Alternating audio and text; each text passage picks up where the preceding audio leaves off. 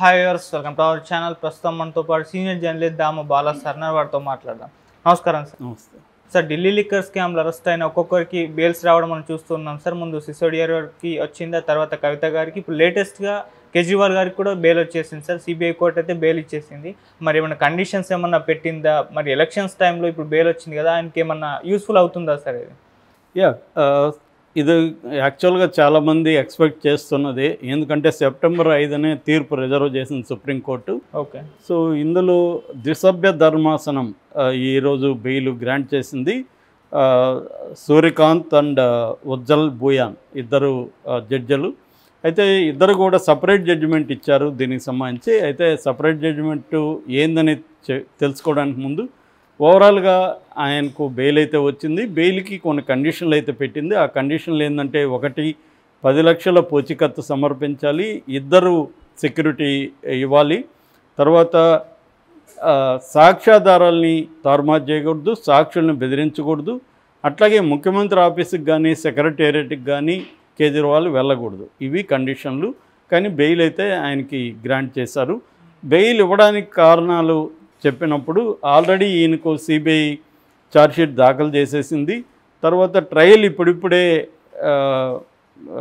Start అయ్యే అవకాశం లేదు కాబట్టి, అంతవరకు నేరం చేశాడని ప్రూవ్ కాలేదు కాబట్టి అంతవరకు ముద్దాయిని లాంగ్ టర్మ్ జైల్లో పెట్టడం కరెక్ట్ కాదు. ఆల్రెడీ 5.5 నెలలుగా ఆయన జైల్లో ఉన్నాడు. జూన్ 26 నుంచి ఆయన కస్టడీలో జైల్లో ఉన్నాడు కాబట్టి ఆయనకు బెయిల్ ఇవ్వడం సముచితమే అనేది సుప్రీంకోర్టు అభిప్రాయపడింది.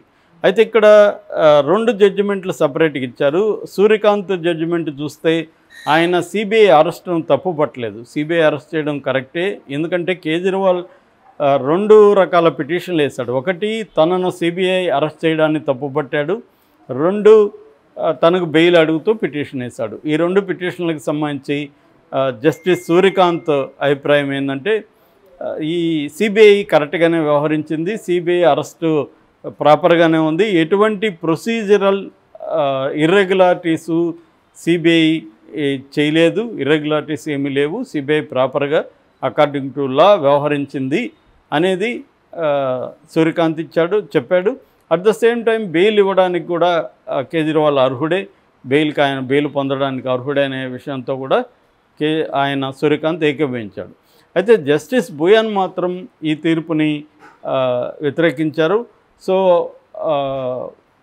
భూయాన్ ప్రకారం ఏంటంటే, వ్యతిరేకించారంటే డిఫర్ అయ్యారు. భూయాన్ ప్రకారం ఏంటంటే, సిబిఐ అరెస్ట్ అనేది కరెక్ట్గా లేదు, డెమోక్రసీలో పర్సెప్షన్ అనేది వెరీ ఇంపార్టెంటు, సిబిఐ రూల్స్ని బ్రేక్ చేసినట్టుగా కనబడుతుంది పర్సెప్షన్ ఈ కేసులో. ఎందుకంటే ఛార్జ్షీట్లో ఎఫ్ఐఆర్లో, సిబిఐ ఎఫ్ఐఆర్లో ఈయన పేరు లేదు. పైగా ఈ కేసు మొదలైన 22 నెలల తర్వాత సిబిఐ అరెస్ట్ చేసింది. అప్పటి వరకు ఎందుకు సిబిఐ అరెస్ట్ చేయలేదు? రెండోది, సిబిఐ ఏం చెప్పింది, ఆయన కోఆపరేట్ చేయట్లేదు విచారణ కాబట్టి అరెస్ట్ చేస్తున్నామని చెప్పింది. కోఆపరేట్ చేయనంత మాత్రాన ఆ వ్యక్తి నేరస్తుడని భావించడానికి వీల్లేదు, నేరం చేశాడని భావించడానికి వీల్లేదని కూడా జస్టిస్ భూయాన్ చెప్పారనమాట. సో ఇలాగా అయితే జస్టిస్ భూయాన్ ఇంకోటి కూడా డిఫర్ అయ్యారు. అదేంటంటే, కేజ్రీవాల్ సీఎం ఆఫీస్కి వెళ్ళడానికి వీల్లేదు, సెక్రటేరియట్కి వెళ్ళడానికి వీల్లేదు అనే కోఆర్డినేట్ బెంచ్, అంటే గతంలో ఈయనకు సుప్రీంకోర్టు కోఆర్డినేట్ బెంచ్ బెయిల్ ఇచ్చింది. అది ఇంటీరియం బెయిల్ ఇచ్చినప్పుడు ఒక కండిషన్ ఏం పెట్టిందంటే, ఈయన సీఎం ఆఫీస్కి వెళ్ళకూడదు, సెక్రటేరియట్కి వెళ్ళకూడదు అని పెట్టింది. అదే కండిషన్ని జస్టిస్ సూర్యకాంత్ కూడా అంగీకరించాడు దీంట్లో. కానీ భూయాన్ మాత్రం ఇది అవసరం లేదు, ఆయన సీఎం ఆఫీస్కి వెళ్ళొచ్చు, ఆయన సెక్రటరీకి వెళ్ళొచ్చు అనే అభిప్రాయం అయితే పడ్డారు. కానీ దాన్ని ఆర్డర్ అయితే ఇవ్వలేదు. ఓకే. ఎందుకంటే ఆల్రెడీ కోఆర్డినేట్ బెంచ్ ఇచ్చింది కాబట్టి ఇది జ్యుడిషియల్ డిసిప్లిన్ ఉండాలి, కట్టుబడి ఉండాలి అని చెప్పి ఇవ్వలేదు.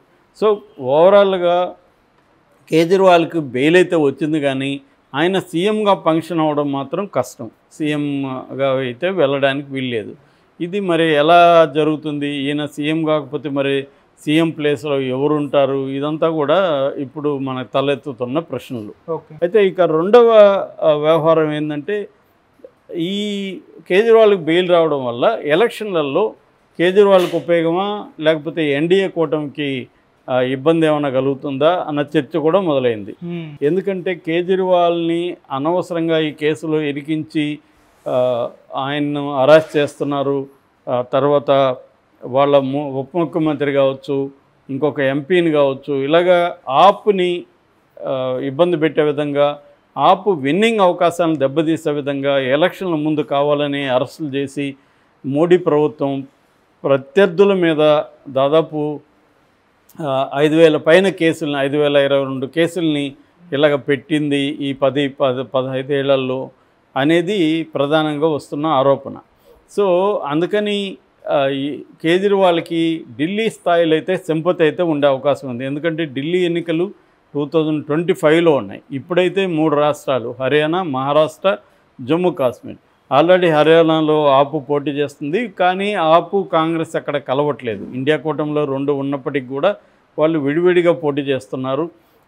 అదేమన్నా ఇప్పుడు మారుతుందా? వాళ్ళు విడివిడిగా పోటీ చేయడం విరమించుకొని వాళ్ళిద్దరి మధ్య ఏమన్నా ఏకాభిప్రాయం కుదురుతుందా అనేది చూడాలి. ఎందుకంటే కేజ్రీవాల్ వచ్చాడు కాబట్టి ఇప్పుడు రాహుల్ గాంధీతో కేజ్రీవాల్ కూర్చునే అవకాశం ఉంది. హర్యానాలో కాంగ్రెస్ కానీ ఆప్ కానీ కలిస్తే ఖచ్చితంగా ఈ కూటమి అధికారంలోకి వచ్చే అవకాశం ఉందని అక్కడ ఇప్పటి వరకు ఉన్న సర్వేలు చెప్తున్నాయి. ఎందుకంటే బీజేపీ విన్నింగ్ అవకాశాలు గట్టిగా లేవు. వస్తే కాంగ్రెస్ కూటమి అధికారంలోకి రావచ్చు, లేదంటే హంగ్ వచ్చే అవకాశం ఉందనేది కొన్ని సర్వేలు చెప్తున్నాయి. కొన్ని సర్వేలు క్లియర్గా కాంగ్రెస్ వస్తుందని, కొన్ని సర్వేలు హంగ్ వస్తుందని చెప్తున్నాయి. అయితే ఆపు మద్దతు కూడా కాంగ్రెస్కు ఉంటే విన్నింగ్ అనేది ఇంకొంత బెటర్గా ఉంటుంది. సో అలాగే మహారాష్ట్రలో ఆపుకి పెద్ద ఇదైతే లేదు, అట్లాగే జమ్మూ కాశ్మీర్లో కూడా పెద్దగా లేదు. కానీ రేపు నెక్స్ట్ ఇయర్ ఢిల్లీ ఎన్నికలు ఉంది, బీహార్ ఉంది. సో నెక్స్ట్ ఇయర్ ఢిల్లీ ఎన్నికల్లో ఆప్కైతే విజయ అవకాశాలు పెరిగే అవకాశం ఉంది. ఎందుకంటే కేజ్రీవాల్ ఖచ్చితంగా అనేక విషయాలని మోడీని అనుకరిస్తాడు. ఆయన హిందుత్వ గట్టిగా ఫాలో అవుతాడు. తర్వాత ఆయనకు మిస్టర్ క్లీన్ అనే ఇమేజ్ ఉంది. ఇప్పటివరకు ఎక్కడ అవినీతి చేసినట్టు రుజువు కాలేదు. సో ఇది కూడా ఆయన పర్సనల్ అవినీతి అనేది కేసు కూడా పెట్టలేదు. పార్టీ కోసం అవినీతి చేశాడనే కేసు పెట్టారు. పార్టీ ఫండ్ కోసం కేజ్రీవాల్ ఈ లిక్కర్ కుంభకోణంలో ఉన్నాడు అనేది తప్ప ఆయన వ్యక్తిగతంగా అవినీతి ఆరోపణలు ఆయన మీద లేవు. ఆ రకంగా కేజ్రీవాల్ క్లీన్ ఇమేజ్ ఉంది. ప్లస్ కేజ్రీవాల్ కూడా వ్యూహాలు వేయడంలో కూడా బాగా దిట్ట. రెండోది మోడీ పద్ధతిలోనే అటాక్ చేయగలడు. అంటే తను ఇంకా పెద్ద హిందుత్వవాది అని, హిందుత్వం అనలేము, హిందుత్వ వేరు హిందూ వేరు. హిందుత్వం అంటే మతాన్ని స్వార్థ ప్రయోజనాలకి రాజకీయాలకు ఉపయోగించుకోవడాన్ని హిందుత్వం అని పిలుస్తున్నారు. హిందూ అంటే హిందూ మతంలో నమ్మకం ఉండడం, హిందూ మతాన్ని ఆచరించడం, దాన్ని హిందూ అంటారు. అతను అలాంటి ఒక హిందూవాది కాబట్టి కేజ్రీవాల్ మోడీ ఆ విషయంలో రాహుల్ గాంధీని అటాక్ చేసినట్టు, రాహుల్ గాంధీ ఏమంటే హిందూ వ్యతిరేకంగా రాహుల్ గాంధీ ముద్ర వేయగలరు, కానీ కేజ్రీవాల్ని వేయడంలో బీజేపీకి ప్రాబ్లం ఉంది. అందుకని కేజ్రీవాల్ రెండోది ఏంటంటే మిడిల్ క్లాసు అర్బన్ పాపులేషన్ని కేజ్రీవాల్ ఖచ్చితంగా అడ్రస్ చేయగలరు. ఆల్రెడీ గోవాలో 4 సీట్లు ఉన్నాయి, పంజాబ్లో వాళ్ళ ప్రభుత్వం ఉంది, ఢిల్లీలో వాళ్ళ ప్రభుత్వం ఉంది. కాబట్టి మోడీకి ఇప్పుడు ఈ 3 రాష్ట్రాలు ఉన్నాయి, నెక్స్ట్ ఒక 3 రాష్ట్రాలు ఉన్నాయి. 2026లో మళ్ళీ కొన్ని రాష్ట్రాల ఎన్నికలు జరుగుతున్నాయి. వరుసగా ఇయర్ బై రాష్ట్రాల ఎన్నికలు జరుగుతూ వెళ్తున్నాయి. సో రాష్ట్రాల ఎన్నికల్లో బీజేపీ కానీ వీక్ అవుతూ వస్తే 2029కి బీజేపీ విన్నింగ్ అవకాశాలు బాగా తగ్గిపోతాయి. అందుకని బీజేపీ ఏం చేస్తుందంటే రాష్ట్రాల స్థాయిలో ఎక్కడెక్కడ తనకి ఇబ్బంది ఉంది, ఆ నాయకుల్ని ఎలా డీల్ చేయాలి, ఎలా బెదిరించాలి అనే యాంగిల్లో కూడా వెళ్తుంది. సో ఈ యాంగిల్లో కేజ్రీవాల్ ఇప్పుడు బయటికి రావడం అయితే ఆప్కి కానీ ఇండియా కూటమి కానీ బలం పెరిగినట్టు మనం చెప్పుకోవచ్చు. కాకపోతే ప్రాబ్లం ఏంటంటే ఇండియా కూటమిలో యూనిటీకి సంబంధించిన ప్రాబ్లమ్స్ ఉన్నాయి. ఇటు కేజ్రీవాల్ తాను ప్రధానమంత్రి అవ్వాలని కోరుకుంది, అటు మమతాకు ఉంది, శరద్ పవార్కు ఉంది, రాహుల్కి ఉంది. ఇలాగా వీళ్ళు 4-5 మంది వాళ్ళు తాము ప్రధానమంత్రి అవ్వాలని కోరుకుంది. కానీ పెద్ద పార్టీ అయితే కాంగ్రెసే. దానికి ఇప్పుడు కాంగ్రెస్ పోటీగా ఇటు తృణమూల్ కాంగ్రెస్ మమతా బెనర్జీ, ఇటు కేజ్రీవాల్ ఇద్దరు వచ్చే అవకాశం ఉంది. ఎందుకంటే కేజ్రీవాల్ కూడా ఎంపీ సీట్లు పెంచుకోవాల్సిన అవసరం అయితే ఉంది. ఇప్పటివరకు ఏంటంటే ఎంపీ సీట్లు బలంగా లేదు కేజ్రీవాల్. సో ఢిల్లీలో కూడా 7 ఎంపీ సీట్లు ఉంటే 7 బీజేపీ అకౌంట్లో ఉన్నాయి తప్ప కేజ్రీవాల్కి ఏం రాలేదు. అసెంబ్లీలో పవర్ వచ్చింది కానీ ఎంపీసీ దీంట్లో కేజ్రీవాల్కి అక్కడ పర్ఫార్మెన్స్ లేదు. సో ఇప్పుడు కేజ్రీవాల్ దీన్ని ఉపయోగించుకొని తన కేసుని, తన జైలు జీవితాన్ని, 5.5 నెలల జీవితాన్ని